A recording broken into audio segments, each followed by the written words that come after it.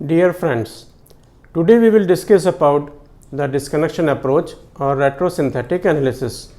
This is a part of PG syllabus.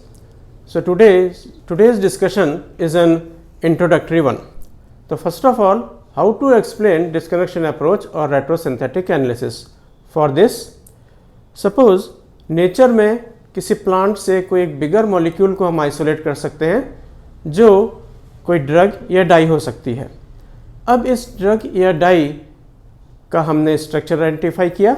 अब हम चाहते हैं इसको हम अपनी लैब में सिंथेसाइज करें। तो केमिस्ट जो इसको लैब में सिंथेसाइज करना चाहेगा उसको इसके रिएक्टेंट्स पता होने चाहिए। उन रिएक्टेंट्स को आइडेंटिफाई करने के लिए वो केमिस्ट उस बिगर मॉलिक्यूल को पेपर पे राइट डाउन करेगा और फिर उसमें से एक बॉन्ड को आइडेंटिफाई करके ब्रेक करेगा।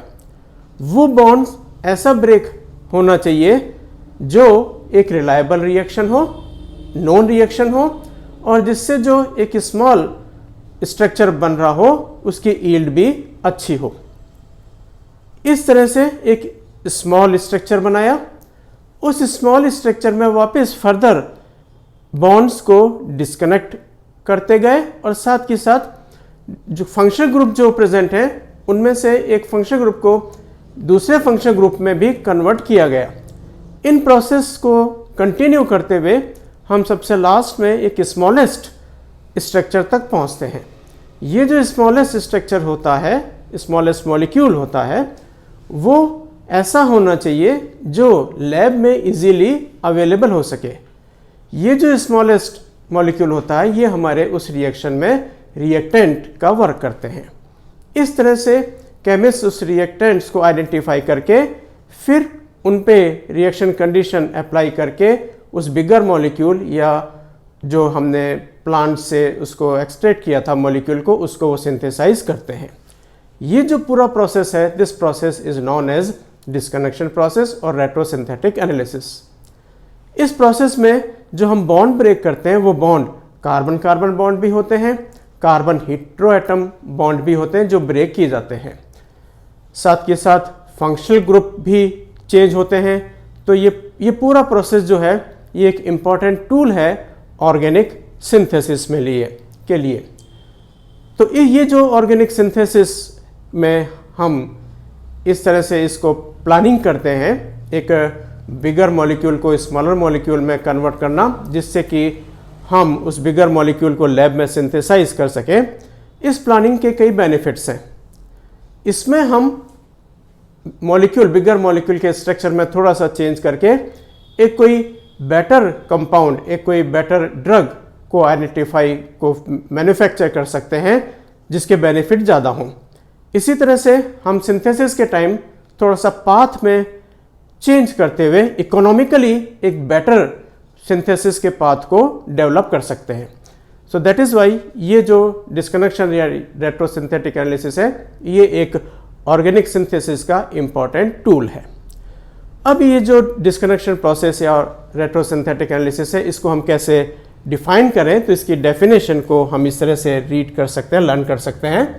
डिस्कनेक्शन अप्रोच और retrosynthetic analysis, a logical approach for designing organic synthesis which involves breaking down of the target molecule into available starting materials by imaginary breaking of bonds, that is known as disconnection, and or by functional group interconversion is known as disconnection approach or retrosynthetic analysis or retrosynthesis और synthesis backwards.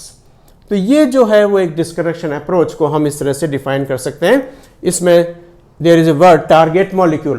Target molecule का मतलब है कि जो lab में हमने reactant से जो मॉलिक्यूल को सिंथेसाइज किया है और फिर जिसका हम डिस्कनेक्शन शो कर रहे हैं, that is known as target molecule. तो इस तरह से हम ये एक डेफिनेशन को यूज में ले सकते हैं। अब कुछ एग्जाम्पल से हम इस रेट्रोसिंथेटिक एनालिसिस को एक्सप्लेन करें।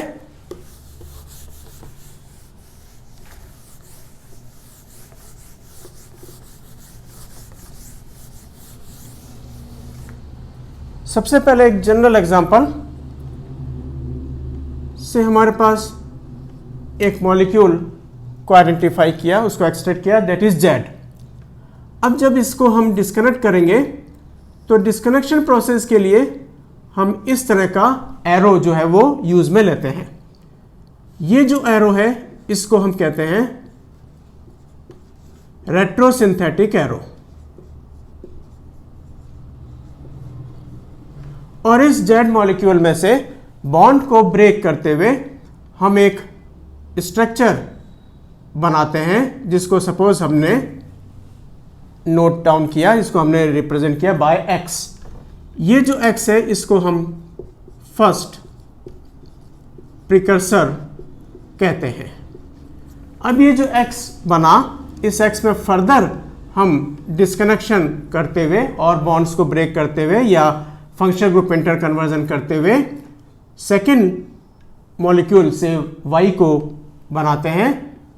This is called second precursor जो इंटरमीडिएट होते हैं। अब इस वाई को फर्दर डिस्कनेक्शन में करते हुए हम मान लीजिए अपने रिएक्टेंट्स में इसको ले जाते हैं। तो ये जो हमने पूरा प्रोसेस लिखा है, this process is known as disconnection process. और अगर हम इसको यहां से शुरू कर देंगे from reactants to this molecule Z, reactant से लेके हम जेड को सिंथेसाइज करेंगे तो हम इसे कहते हैं सिंथेसिस। तो हमने रिएक्टेंट से जो जेड को फॉर्म किया, सिंथेसाइज किया, so this is our target molecule जिसका हमने यहाँ पर डिस्कनेक्शन शो किया है। तो ये एक जनरल एक तरह से हम कह सकते हैं रिएक्शन टाइप हुई जिसमें हमने एक मॉलिक्यूल जेड में बॉन्ड्स को ब्रेक करते हुए एक्स में कन्वर्ट किया, फिर एक्स में बॉन्ड्स को ब्रेक करते हुए फंक्शनल ग्रुप इंटर करते हुए वाई में, और फिर वाई को उसके रिएक्टेंट्स में कन्वर्ट किया। ये डिस्कनेक्शन कहलाता है। और फिर इन रिएक्टेंट्स को लेते हुए हम लैब में जेड को बना सकते हैं, सिंथेसाइज कर सकते हैं, तो वो कहलाता है सिंथेसिस। अब इसी को हम और एग्जाम्पल्स से शो करें।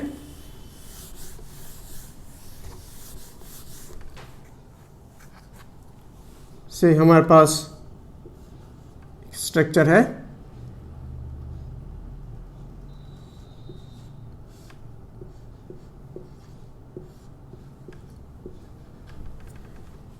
ये एक अगर हम स्ट्रक्चर हमें दे रखा है, अगर हम सबसे पहले इसको देखें तो हमें इसमें एक फंक्शनल ग्रुप शो हो रहा है, that is COOO। This is ester group. तो ये जो मॉलिक्यूल है इसका हमें डिस्कनेक्शन शो करना है। तो हम डिस्कनेक्शन शो करने के लिए एक रेट्रोसिंथेटिक एरो इसमें हम लगाते हैं। अब ये जो एस्टर बॉन्ड है ये हम जानते हैं एस्टर का जो फॉर्मेशन होता है वो एसिड या एसिड डेरिवेटिव और अल्कोहल से होता है। तो हम यहाँ पर इसको डिस्कनेक्ट करके इसको एसिड डेरिवेटिव और अल्कोहल में कन्वर्ट करेंगे। वो जो डिस्कनेक्शन है उसको हम शो करें कि कौन से बॉन्ड को हम डिस्कनेक्ट करें। तो उसके लिए ये जो कार्बोनाइल कार्बन और ये जो ऑक्सीजन है इसके बीच के बॉन्ड को हम ब्रेक कर देते हैं। तो ब्रेक करने के लिए हम एक इस तरह सा साइन शो करते हैं। ये जो हमने साइन यहाँ पे शो किया है इसको हम कहते हैं विगली लाइन। ये जो विगली लाइन है वो डिस्कनेक्शन को शो करती है, कौन से बॉन्ड को हम ब्रेक कर रहे हैं। अब इसके बाद हम इसके रिएक्टेंट्स को यहाँ पर शो कर देंगे। इसमें से एक तो होगा अल्कोहल और दूसरा ये कार्बोनाइल ग्रुप वाला कंपाउंड से हम यहाँ पे हैलोजन ले लेते हैं। तो ये PHCOCl और एक हो जाएगा PHCH2OH। तो इस तरह से हम एक एस्टर को उसके अल्कोहल और एसिड या एसिड डेरिवेटिव में कन्वर्ट कर सकते हैं। इसी तरह से सेम डिस्कनेक्शन को शो करने के लिए हम एक और एग्जाम्पल लेते हैं।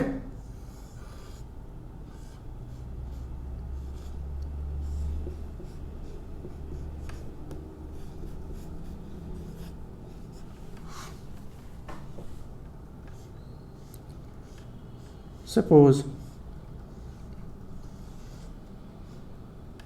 ये इस तरह का हमें मॉलिक्यूल या स्ट्रक्चर दे रखा है। अब हम इसमें आइडेंटिफाई करें तो एक बॉन्ड हमें शो हो रहा है, that is CO and NH। ये जो CO-NH बॉन्ड है this is called amide bond. तो जब एमाइड बॉन्ड है तो हम इसको डिस्कनेक्ट कर सकते हैं। तो एमाइड बॉन्ड का जो फॉर्मेशन होता है वो अगेन एक एसिड या एसिड डेरिवेटिव और एक एमिनो ग्रुप से होता है। तो हम वापस यहाँ पे